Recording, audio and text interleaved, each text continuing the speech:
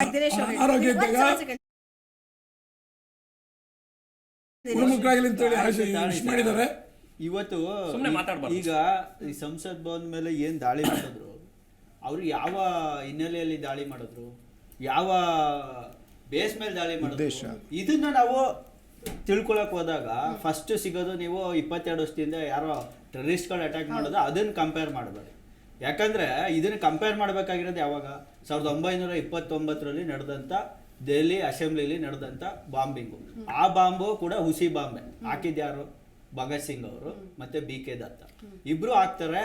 ಅದೇ ಭಗತ್ ಸಿಂಗ್ ಇದ್ದ ದಿವಸ ನೆಹರು, ಜಿನ್ನಾ, ಸರ್ದಾರ್ ವಲ್ಲಭಾಯ್ ಪಟೇಲ್ ಎಲ್ಲರೂ ಅದೇ ಅಸೆಂಬ್ಲಿಲಿ ಇರ್ತಾರೆ.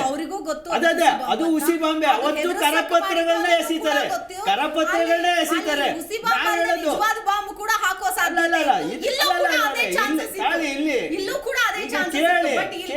ಒಂದ್ ನಿಮಿಷ ಮಾತಾಡಕ್ ಬಿಡಿ, ನಮ್ಗೆ ಮಾತಾಡಕ್ ಬಿಡಿ. ನೀವು ಯಾವ್ದೋ ಟೆರರಿಸ್ಟ್ ಗ್ರೂಪ್ಗೆ ಈ ಹುಡುಗರನ್ನ ಹೋಲ್ಸೋದು ತಪ್ಪು. ಯಾಕಂದ್ರೆ ಅವ್ರು ನಿಜವಾಗಿ ಕ್ಯಾರಿ ಮಾಡೋದಿದ್ರೆ ಅಂತ ವೆಪನ್ಸ್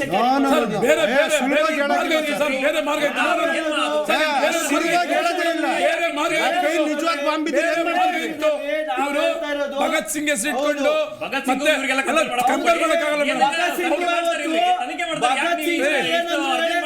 ಟೆರರಿಸ್ಟ್ ಅಂದ್ಬಿಟ್ಟೆ ನೇಣಿಗಾಕರು 1930 ಗೊತ್ತಾಯ್ತಾ? ಗೊತ್ತಾಯ್ತಾ? ಕಾಂಗ್ರೆಸ್ ಅವರು ಅವ್ರ ಜೊತೆ ಇದ್ರು. ಬ್ರಿಟಿಷ್ ರೂಲ್ ಇದ್ದಿದ್ದು ಸಮಯ ಅನಾವಶ್ಯಕ ಇದು ಮಾಡಬೇಡಿ. ಬ್ರಿಟಿಷ್ ರೂಲ್ ಇದ್ದಿದ್ದು ಯಾರು ಸಪೋರ್ಟ್ ಮಾಡಲಿಲ್ಲ ಅವತ್ತು. ಯಾಕೆ ಸಪೋರ್ಟ್ ಮಾಡಲಿಲ್ಲ?